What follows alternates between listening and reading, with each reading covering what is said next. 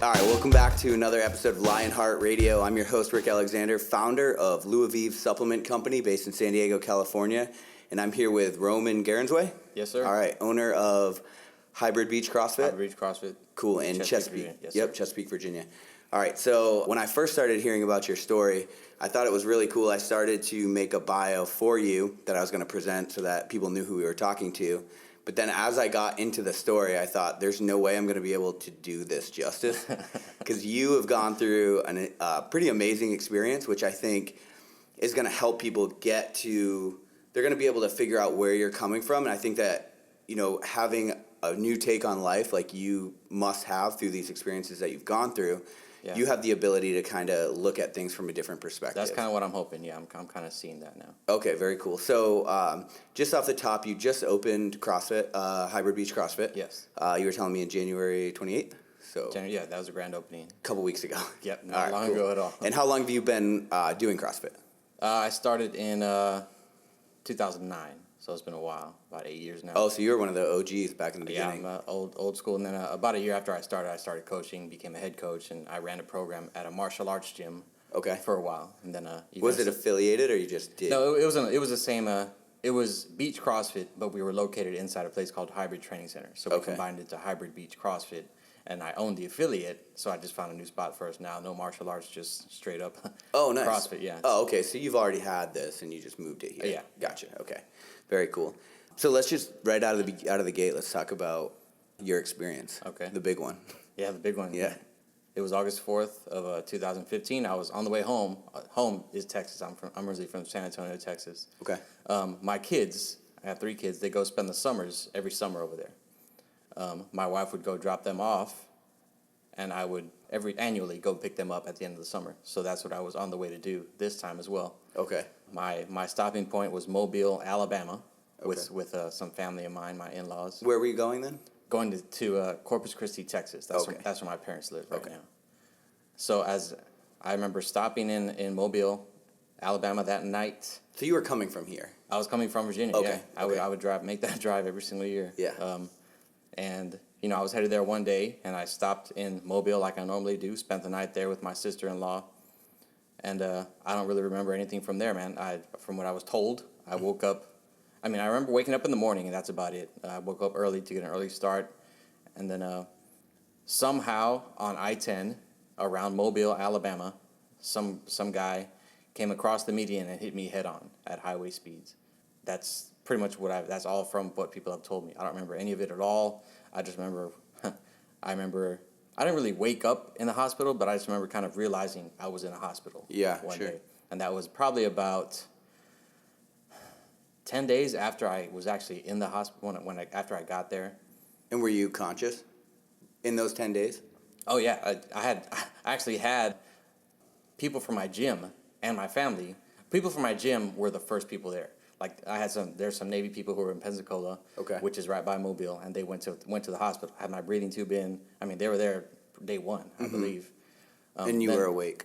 I was not Probably awake in and then, out. right? I was not awake then. Yeah. But I had other friends drive from here to Mobile to go see me, and they spent a few days there, and I was awake, and they said I knew who they were, but I have no memory of that at all. Now you don't. No. Wow. There's about a 2-week period after the accident. I just kind of lost. Gone. Yep. Into the cloud. That's it. Yeah. Okay.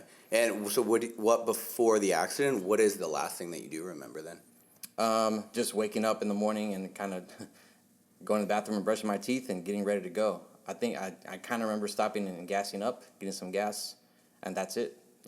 Next thing is I was in the hospital. And so I was reading a CrossFit Journal article on you. Yeah. And you were in the military prior to all of this? Yes. Okay, so prior to CrossFit, everything? Right. Okay. What years were you in the military? I was in the Army from 94 to 99. Okay. And then I was in the Air Force Reserves from 06 to 2011, 2012. Yeah. So something that's crazy right now, I feel like every year we're learning more and more about TBIs, traumatic brain injuries. Yeah.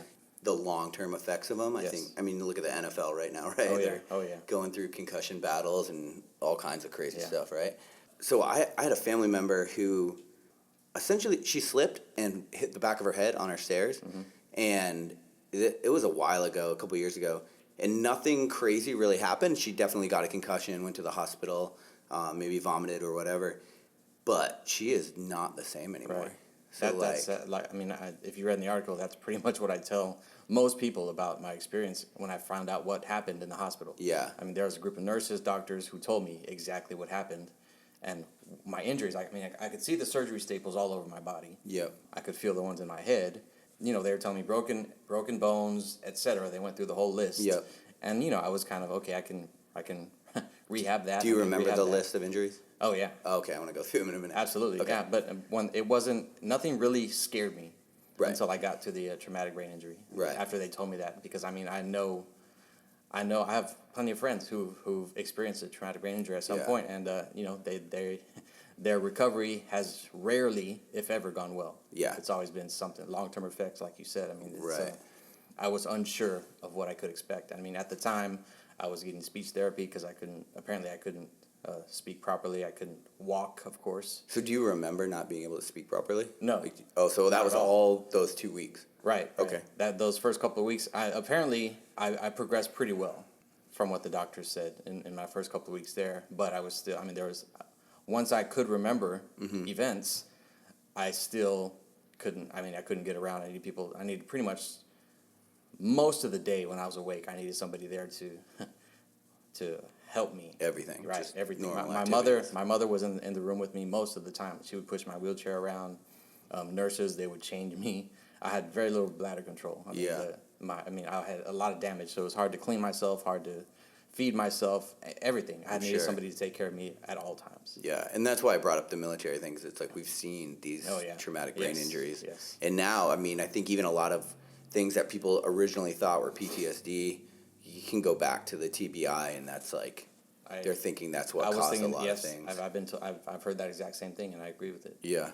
So during that initial couple weeks that you don't remember, I'm sure from talking to family and the doctors, what was the initial prognosis? What did they think? Or just It was at that point. Wait, all I how? remember hearing is, it was either one way. It was like he could not. He probably won't be able to do this, or he'll probably be. I mean, I don't what think does do this? Like walk, take care of talk? himself, I guess. Okay. I mean, I don't remember what the exact terms were, but Sure. You know, I knew that I couldn't walk. Yep. I was in a wheelchair the whole time. I don't remember what exactly the prognosis was, but I mean, I know that in physical therapy and in speech therapy and in occupational therapy is what they call the other part of it. The rehab program itself, you know, it was always, they were very, very optimistic about things, but they were never able to tell me how I would recover. Right. At that point. You know, I never really remember hearing you're going to be fine or you're not going to be fine anywhere in there. Yeah. And I think that is like the big danger of a TBI is that specifically, like we know how broken bones heal. Like we know what happens. And the problem with the brain injuries is we don't fucking know what happens, right? Like that's a crazy thing. Yes. And like, you know, and there's so many, it's so intricate obviously in your brain. So like whether you get motor patterns back, but then there's a good chance maybe your personality traits change. And that's like the crazy part. The thing I was told about my TBI, which I didn't find out until after I got back to Virginia. This was after I finished the rehab program, when I went to a neurological specialist here in Virginia. He was looking at my notes and he said, "So, how long were you in a coma?" And I said, "I didn't know I was wasn't in a coma." He said, "No, it says here they put you in a medically induced coma and did neurosurgery because your brain injury was very, very severe," and that kind of woke me up. You know what I mean? Like, of course, I was scared before, but I didn't really know the nature of the injury. Yeah. So they had to operate on your brain. Yes, I had neurosurgery. That's where I don't know if I was assuming the scar came from damage from my collision with the windshield, but if they did neurosurgery, that's probably what that is from. Yeah. And then they had surgery staples after, and it's a pretty straight line. So it's probably from the surgery. I was told initially I had 2 brain bleeds and a deep concussion. Okay. I didn't know exactly what that meant, but I sounded pretty bad. And then when I got to the specialist here, he told me exactly what it was, and I don't remember the term. Yeah. But he said it falls under the classification of a complicated, quote unquote, brain injury. So it was. Yeah. At that point, it kind of the whole brain injury thing is really, really what I wanted to find out more information about. But Right. it's my only experience with it up until that time was my friends who were having a hard time after years and years and years of trying to recover. Yeah. So I wasn't sure what to make of everything. Right. I mean, and the thing is, so you were in a head-on collision in the highway. Yeah. Was the person drinking, or do you not know? I don't know, and I don't even know if they pursue. I mean, I'm sure they did some type of toxicology, but I don't know the results. Right. And because matter. he passed away. I mean, I'm not really. The other person died on the scene. He died at the scene. Yeah, 20-year-old kid. Okay. Damn. Yeah, I mean, uninsured. So I mean, he's. Yeah. I was told by some people. Yeah. You should sue. It's like I'm not going to sue. I mean, yeah. Dude, there's some battles the family that aren't worth fighting. lost the guy. I'm not going to. Yeah. Yeah. It's all right. Yeah. And you are here now. Yeah. So. Yeah, and he died at the scene. Man. Incredibly. It might have been on impact from what I was told, but I'm not sure. Yeah. Yeah, that's the crazy thing about these brain injuries. I mean, I'm a medic in the military, so we have there's not much you can do as a medic. So I'm a trauma medic. You learn about this thing called coup contre coup, and that's when if your head hits something really hard and then your brain bounces off of your skull and comes back, that hit causes there's all kinds of things that it can cause, but brain swelling is one of them. And that can happen from just getting punched in the face, Yeah. I mean, there's or just hitting your head really hard against something, and you were on the highway. The other guy was on the highway. Yeah. So you guys, it's like 100-mile-an-hour plus collision that you took. Yeah. Damn. Okay, so what kind of injuries other than the TBI? What other injuries did you suffer? So my right side was the most damaged because I mean I'm assuming, and they're assuming that I at some point either slammed on the brakes or something, but my leg was under the dashboard. Yeah. So right foot proximal metatarsal was broken. My kneecap, my patella was shattered. Okay. They had to wire it back together. And that I'm assuming that scar right now is from that surgery. Yeah. Okay. That's from the surgery, and then I had an open fracture of my femur. Okay. Femur was busted. Both compound fracture right here in my right forearm. Jesus. Left clavicle from the seatbelt. Broken? It's broken, yeah. Okay. I want to say that they told me that my right hip and my right shoulder were also dislocated in the impact, but I'm not sure. I don't know. Okay. But also internal bleeding.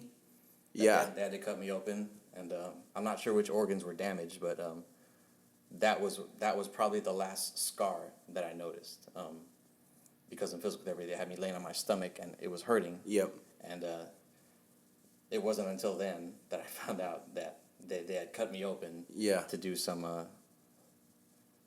stuff. Right. Well, to stop the bleeding. Right. Yeah. And I'm pretty sure that's it, man. This was what needed the most attention. I had the initial surgery right here to repair the two bones. I have hardware all over my right side. I'm sure. And then I needed an additional surgery because at some point the two bones fused together. They had to go in there and break them apart. But I mean, as far as right now, the bones have healed fine. Yeah. I'm doing most things I was doing before in the gym now, which feels great. Really? Oh yeah, Okay. I'm definitely way weaker, but Yeah. range of motion is almost back to normal. I'm lifting again. I'm doing most things I was doing before, which is great. Yeah. I love it. And this was, a year and a half ago? A year and a half, yeah, about a year and a half. Okay. How many surgeries in all did you have to go through to get all this? 1, 2, Do you even know? 3, 4, 5, 6, 7, 8, 9, 10. I think 10, yeah. Goodness. Yeah. Most of them were done when I was, out of it, though. Yeah. I don't remember most of them. Okay. And when you became aware or conscious or, the next thing that you remember, you were just in the hospital room? In the hospital, yeah. In Mobile? Right. Okay. In the rehab center. In incredible pain or? Slight pain. I mean, I was heavily drugged. Okay, yeah. Which is probably the reason why, I was kind of out of it. I definitely, it's still a bit hazy. Mm-hmm. But I was heavily medicated. I remember every single day they bring me a tray of pills that I'd have to take. Okay. And did you have a NG tube in or how? No. Okay. So you were breathing on your own. Right. Initially I had a breathing tube in for the first 2 days, I believe. Sure. And then they took that out. Okay. So that was good. That's an incredible story, man. Yeah. So going back pre-accident, you started CrossFit in 2009. Yes, sir. Did you compete? Did you do it just as like a lifestyle? No, well, initially I started because I've always been active. I played all the team sports coming up all the way through high school. Played semi-pro football. I was an Army guy, infantry guy, so Yeah. I mean, I was always active. And you know, after military life and after semi-pro football, after when I came to Virginia, there was really, I couldn't think of anything that I wanted to do. Yeah. So I started training in martial arts first, and then I found the martial arts and CrossFit facility together, which is where I became the head coach eventually. But I mean, that's where I started, and for some reason, I think CrossFit was just kind of starting to get its engine rolling, and I had heard and I'd seen YouTube videos, and I just kind of looked into it because I wanted to do something. Yeah. And I didn't want to. I was tired of working out on my own, not knowing what to do. You know. Sure. So I just went to a CrossFit gym, walked in, loved it, and I eventually started competing. I mean, I did probably about 20 CrossFit competitions. So even recently, after the accident, I've done a couple. Oh, really? Yeah, and I've never. Here's the most profile thing about competing for me. Okay. I have never ever come even close to finishing near the top of the list. Never podiumed ever in my life. Okay.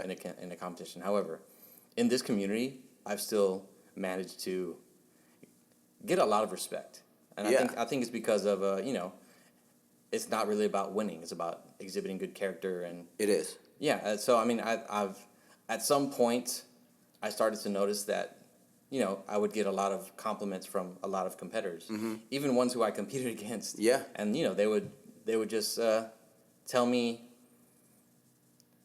I became part of the group, if that makes sense. Yeah. I became part of It's a tribe. Right. Yeah. And it was great. And you know, after the accident, all I wanted to do was compete again. Yeah. So I did a couple of competitions, and I did a couple of weightlifting meets. Yeah. I mean, it's been great, man. I think that's one of the beautiful things about CrossFit, and it's organically grown from CrossFit. I don't even think Greg Glassman, when he started this whole thing in motion, could have even pictured really what it is now. Oh, yeah. But that's one of the things I noticed when I was competing a lot in local competitions is like the girl or guy or whoever it is at the end who's struggling to get the opening clean and jerk or whatever gets just as much, if not more, of an ovation as the guy or girl who and wins. I had never been that guy before until my most recent competition. It was the feeling was amazing. Yeah. It was great. I never felt disappointed that I never finished towards the top. Never. Right. And even, you know, at these last two that I did, finishing dead last. Yep. I was never disappointed at all. And it's very disheartening to hear my athletes or people I know, friends of mine, say, well, first of all, I'm not going to win, so why should I compete? Oh, I fucking hate that. Or, or I don't want to embarrass myself, or, you know, I'm only there to, if I don't win, I fail. Right. So it's like, that's not really what's... How about get better, grow as a person, grow as an athlete, same perform thing under as pressure, open, right? You know, the open coming, same Yeah, thing. yeah, it is. It is the exact same thing. And I think that's something, I think that has grown in CrossFit specifically because CrossFit kind of hurts, right? Like it's very much. It's a good pain, hopefully. If you have a good coach, it's a good pain. Indeed. But so people know what it's like to struggle, to go through pain, because it can be humbling. I mean, even when I came into CrossFit, same thing, athlete my whole entire life. And I looked at people doing muscle ups, and I'm like, easy. Jumped up on the rings, flopped around like a fish, jumped off the rings, and I'm like, okay, that was humbling. I don't know what to do here. Yeah. So that's one of the really cool things that has grown out of CrossFit. And you mentioned the sport thing. I think that's why that's why I got involved too, right? Like I went there and I was like, you know, I'm getting ready for the workout and I'm like taping things up. At the time we didn't even have wrist wraps when I started too, back in like 08 or 09. Oh yeah. And so I'm like taping my wrist. I'm just like, that. man, it's like lacrosse practice, you know? Yeah. And it like gets you excited about like growing again and doing that. So that's really cool. So in the CrossFit Journal article that I read, they were talking about how you attributed, or not even you, how the physicians doctors, the attributed your health going into the accident as one of the main reasons that you're alive. Not only my recovery, but my survival. Yeah. was based on, you know, according to them, my physical condition at the time of the accident, and I never in my whole time since starting CrossFit never thought of it that way. Never thought it would benefit me that way. Yeah. And along those same lines, in my physical therapy program, one physical therapist at some point, you know, when she found out what I did, she was kind of joking around. This is actually a physical therapy assistant. She said, well, you guys are keeping us in business. Always. You know, that kind of thing. Yeah, always. Yeah. And, you know, I looked around, and at all the physical therapy clinics that I was in, I was the only CrossFitter, and I wasn't even there for a CrossFit injury. Right. So I mean, how are we keeping anyway? Yeah, yeah. And one time, Bad coaches are keeping yes PTs. And it was another business. patient at another point. You know, my therapist was there. She was working on him, and we were on the mat, they called it, which is basically the bed. Yep. I was sitting here, he was laying down, and she came back and she said, "Oh, did you meet Roman? He's a CrossFit coach." And the guy, not even joking, the guy said, "Oh, that must be why he's all messed up then." God. She said, "No," and I Yeah. should have. So many things I should have said. I think I kind of broke down a little bit, but I should have said CrossFit actually saved my life. Right. It did. You know, according to medical personnel and you know, everybody who knows about this kind of stuff, it saved my life. Right. It had nothing to do with anything bad. It's been all good for me. So. And it wasn't the rehab part. It was the part where I think and I'm just speculating, but when you go through something traumatic, the first thing that happens, especially when you're not moving anymore, is atrophy, right? Yeah. And so when you're built up to a higher point than normal people walking around day to day, and you atrophy, you have further to go, right? So I think that's something, maybe not saving your life initially, but once you go back into rehab, that's something that you have on your side. Right. You already have like good movement pattern. You already have like built up cardiovascular endurance and muscular. And so all of those things, I think when you come down, just having them built up, that's got to play a part. I agree. Yeah. And the crazy thing is too, is people, you know, and people have their own knocks on CrossFit, and we've talked about it a lot on this show because most of us started as CrossFitters. But one of the things that CrossFit always says is like, it'll make you, or one of their selling points is, you know, if you find yourself in a fire, you want to be able to escape. It's like those functional things. Right. You know, and that's whenever, you know, the Mark Ripto quote, it's like, strong people are harder to kill. Yeah. Whenever I think about that, those are the kind of things I think about, but not from a survival standpoint and something traumatic like that. Mm-hmm. So what specifically, if you remember, what did the physicians actually say were the reasons that fitness helped you out going into that accident? I don't remember specifically. I know my physical therapist, the one here in Virginia, she said that X-ray techs would also say my joint integrity was great. I mean, even with the damage. Yeah. I like the soft tissue and the fascia and the ligaments. Right. Because you know I would get monthly follow-ups because they would have to take X-rays and see my rehabilitation from my injuries. Yeah. And I mean the recovery of my joints, specifically my knee joint, is what they focused on the most. But I mean, I was told by X-ray techs that, you know, I forgot what the word they used, man. It's been such a long time. But I think joint integrity, maybe it was joint spacing. Just my joints were very, very... Yeah, they're stronger. Yes. Yeah. Very, very much so. And even though I'm full of hardware, I mean, you know, being full of hardware is I don't even know how to. Does that affect your mobility? No, not at all. I mean, not at all. The hardware doesn't. Like I don't even unless I'm really. I don't even know it's there, honestly. Mm-hmm. There's definitely pain on my right side, my right leg, my right arm. Yep. And sometimes in my left shoulder, but I mean, it's as far as pain has almost completely subsided. Really? Range of motion, as I said, is pretty much back to normal. I can do most things I was doing before. Yeah. Yeah. Like on a side note, that's kind of why I always tell endurance athletes to lift, right? Which is one of the great things about. And you don't even have to lift, so you could just come and do a CrossFit class, even if you're a runner or triathlete, and get those benefits because it'll be built into the programming. And, you know, there's always, everyone's like, oh, I don't run because I have knee problems or it hurts my knee. It's like, you know, what runners don't have knee problems is the ones that squat. That's what I found anyway. That's a good point. You know, really good point. Yeah, and for me, like I'm big into running. I just ran a 50K yesterday. Oh wow! But I always squat. Like that's something that will never come out of my program. In addition to learning to run properly, of course. Yeah. And what's interesting too is 2 episodes ago we interviewed Timony Haycock, who's a power lifter now. She did CrossFit, now she power lifts in San Diego, and she went through an accident and she attributed her lifts to saving her as well. And she actually has like a shirt that says "Squats Save Lives" and stuff. LiveSource sells it, but it's pretty funny. Yeah, I like that. Yeah, so it's interesting. So after your injury, going into physical therapy, how long was it until you were kind of able to do anything even CrossFit-esque or wow. fitness related? Because there must have been a lot of just, hey, let's learn to walk Right, again. right. Well, I mean, initially in the inpatient physical therapy, most of their program was just getting me to walk. Yeah, okay. I mean, and I was scared to walk. Yeah. And walking sucked Yeah. for a long time. I was scared to do it. I hated it. I hated going to physical therapy. I did not like it at all. Why is that? Just because it was painful. Okay. It was painful. Walking. They just pushed you to do things that hurt. I mean, I did things where walking was the main thing. Like that was the basis of the program. And then aside from walking, they would do like occupational, which is like daily tasks. I would do puzzles where I worked on motor skills. And, Okay. And were your motor skills initially they were messed up too? almost gone. Yeah, really. Yeah, it was hard to like I hated doing everything. I hated walking. I hated doing simple puzzles. I could not do them. It's interesting you say that because in the article they were talking about how driven you were to like get better. It definitely motivated. I mean, I was definitely. You were like, I hate this. Let's fucking do it. I did not want to be the way that I was. Yeah, I wanted to get back to the way I was before. Sure. You know what I mean? And that's pretty much. I get asked about that a lot. Like, how did you over? I was like, it's not about that at all. I mean, I just the only way out is through. I wanted to do what I was doing before. That's pretty much all it comes down to. I had no. There was no.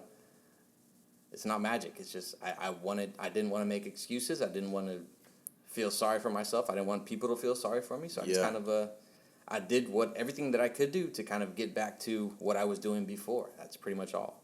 All there is to it. That's right? it. Yeah. So, but that does suck because you had to deal with not only the pain, right, but then there's also the motor skills involved. Right, yeah. So you're like learning the skill as you're dealing with the pain and trying to put it all together just to go back to life. Yeah. So how long? So you started with that. I would say after the rehab program, Yep. which ended a couple of months after the accident. It was about 3 or 4 months before I started to kind of tinker around in the CrossFit gym. Sure. Coaching I started coaching sooner than that. Okay. Which was hard because I couldn't really demo anything. That's gotta be rough. Yeah, it was hard. But I Has mean, to make you a better coach though. Oh, I totally agree, man. Yeah. It definitely worked on my coaching skills. Uh-huh. It's probably about, I would say 6 months maybe before I was actually, that I can remember that I felt comfortable doing CrossFit movements again. Okay. My range of motion still wasn't anywhere close to what it was. I was working on that in physical therapy after the rehab program was about 9 to 10 months. Then I had to go back for my post surgeries again. Like more surgery? Right, just primarily this one. I needed to get some range of motion. My range of motion in my forearm was pretty much this, because the bones had fused together. So they had to go in there and separate them, and now it's almost back to normal. But I had my physical therapy once I got back here. The outpatient physical therapy was about 9 or 10 months, I believe, a 9 or 10 month period. So so for the people that were listening, so you barely had any rotation in your wrist. That's what you're showing me. At all, yeah. And then now you're essentially back. It's pretty almost back to normal. Yeah. Okay. So 9 or 10 months until you're like going at it again. Right. As far as doing everything like pull-ups and full lifts, squats, and clean and jerks. Yep. Until 9 or 10 months was the end of my physical therapy, and when they saw video of me in an Olympic lifting meet doing the lifts, that's when like an old video.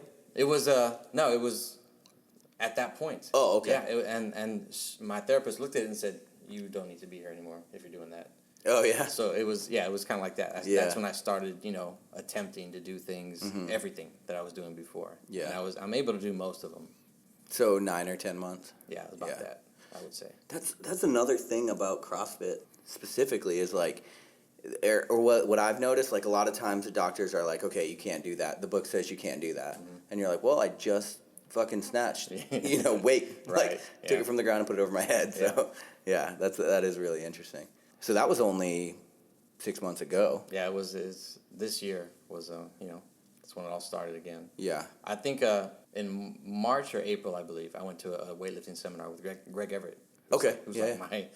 Who's my biggest coaching influence, and I went to a Catalyst level 1 seminar with him there. Okay. And I remember I was only able to lift the barbell. But he was there. He was working there with. I mean, he was great. Yeah. He was great. Yeah. He pretty much solidified his place as my man crush. Yeah. Because he was great, and it was great being there. I mean, I look back to where I was, a year ago in the hospital on a walker, whatever.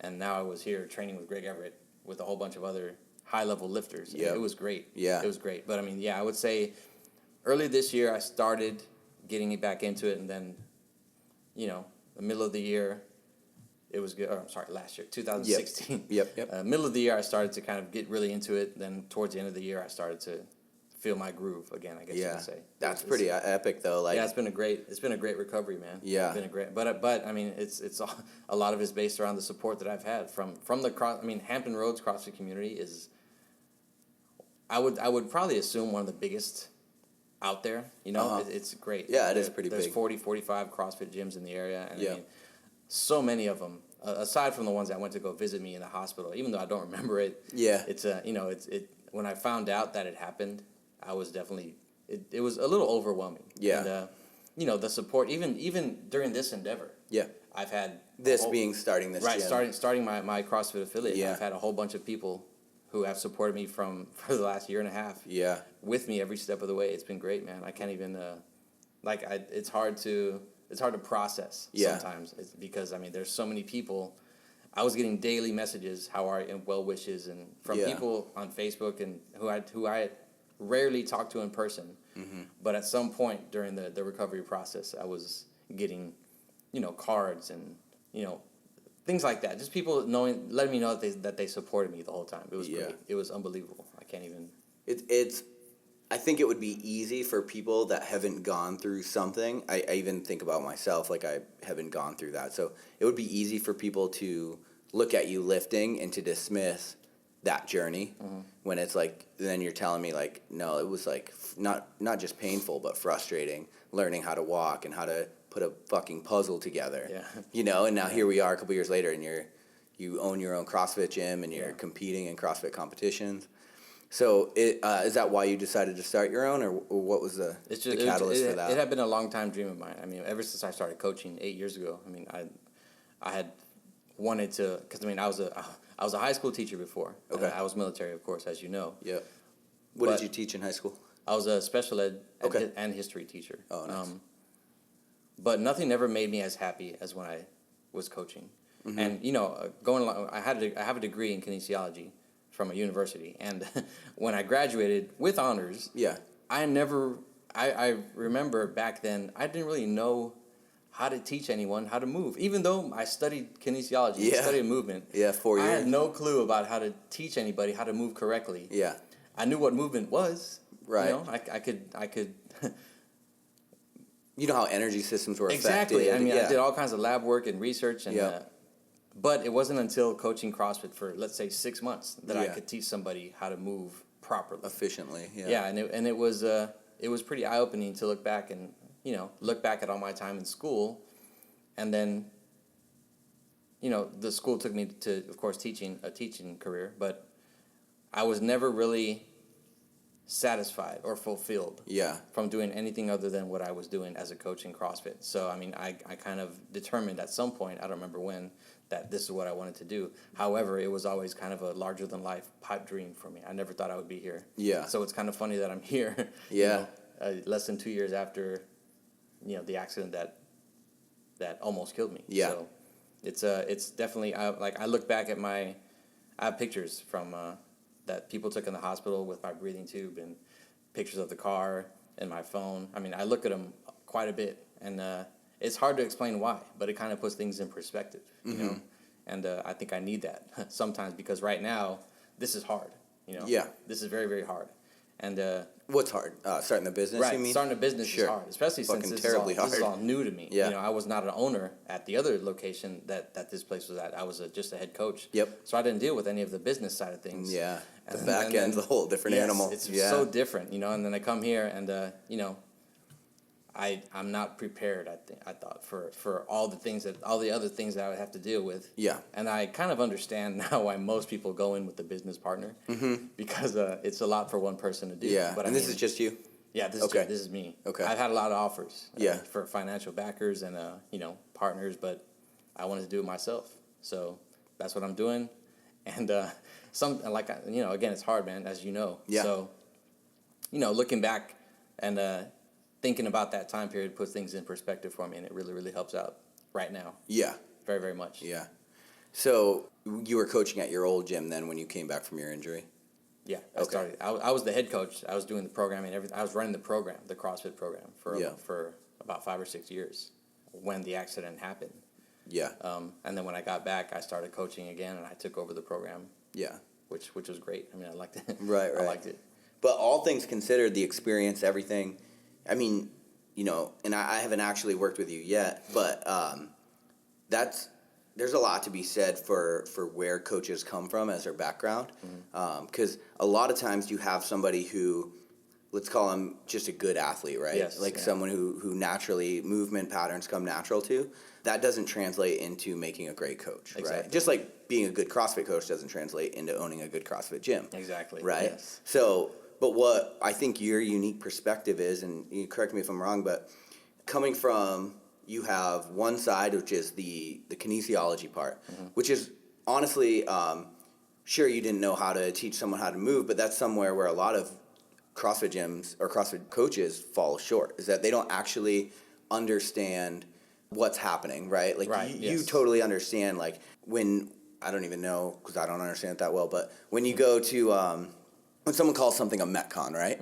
Something that simple, you understand what metabolic conditioning is and what it isn't, right? Is that safe to say? I would say, yeah. I mean, if I would, most of the coaches that I've run into that have been my somewhat advisors, mentors, whatever, Yeah. they've definitely honed their craft and looked into those. Since The becoming science part of it. since becoming a CrossFit coach, which I think is very, very valuable. But yeah, it's definitely good to fall back on the knowledge that I gained. Yep. In college, but it's not something that I would say that I use quite a bit here. Yeah. But yes, I But think you're right. having the that formal understanding, training, yes, having I the formal absolutely agree. background, and then you throw in the part where you actually were a practitioner in life, right? In the Army, playing semi-pro football. What position did you play, by the way? I was meant to get to that. I was a linebacker. Okay. Yeah. Oh, nice. Yep. All right. So Mike then you linebacker. have the practitioner part.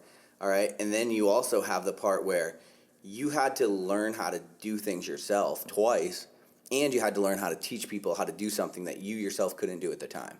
What I mean by that is when you came back from your injury, yes. you had to teach someone.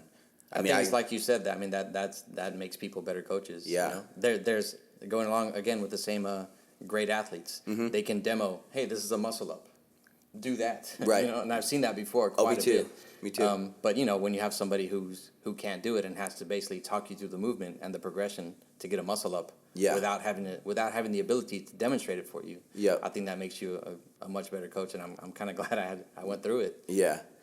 My very first CrossFit coach was a girl, and she was showing me how to do muscle-ups, and she's pulling herself up, and she's just moving from the pull-up to the dip part, the hardest part of the muscle-up, because once you get up there, you can do a dip, and most people can do a pull-up, but going from the pull-up to the dip, and she's showing me in slow motion. She's like, you just need to do that. Okay. You just need to do that. Yeah. And I'm like, I see what you're doing, right? But you need to explain it different because you're just pissing me off right now. I've not only have I had coaches like that, but I've witnessed coaching like that. It's frustrating. Right. I'm like, I get you're really strong for your body weight. So if you live in Chesapeake, Virginia, or anywhere near it, and a lot of people don't. I've heard this a lot actually. A lot of people don't like to go to a CrossFit gym because they get intimidated. Because you go in there and you see. All of these jacked human beings sweating and grunting and moving fast and picking up big weight, and a lot of people slam it down. Music is usually cranked. And everyone looks like they're best friends, because there's just that community aspect of it. Yes. And I think what's cool about coming to Hybrid Beach CrossFit, your gym, is that it doesn't matter if you're intimidated or not. You know what ground zero is, and so you can show other people that you can coach them through that experience. I think that's a very valuable thing to have. It's something that I kind of pride myself on since coming back from after the accident. I'm able to do that for people. Yeah. Because most people in a CrossFit gym, they're not high-level athletes. Right. They're normal people. They're not. Right. So I think that's where the intimidation comes in because once you get a group of elite athletes or advanced CrossFitters together, they kind of tend to form a group and kind of And when people see that, I think that's what intimidates them. Yeah. When they don't realize, like I just said, I mean, most people in a CrossFit gym are normal people. Right. And there's nothing wrong with that at all. Right. At all. And that's something, I think it's getting discussed more and more now, But there's a huge difference between CrossFit Games and CrossFit the lifestyle, you know, and, Yes. and people see the games and they see, you know, Rich Froning and That's Matt their only Fraser up exposure there. to it, yeah. Right, and and they're like, yeah, I couldn't do that. So immediately, you know, they stop thinking that that's an option for them. Yeah. It kind of sucks because I mean I like it. I like the CrossFit Games; are really cool, and it's made it's made CrossFit what it is. Very much, this yeah. billion-dollar yeah. economy. But one of the unfortunate parts is it kind of sells the lifestyle aspect of it short. Yeah. The part where you can literally be in a head-on collision within an inch of your life, and fight your way back to being a gym owner, being able to snatch weight, being able to move. You know what I mean? Yeah. I think, you know, the hard part for me, for anybody in a CrossFit gym, because of that whole CrossFit Games exposure that people have, is, you know, bringing people in the door.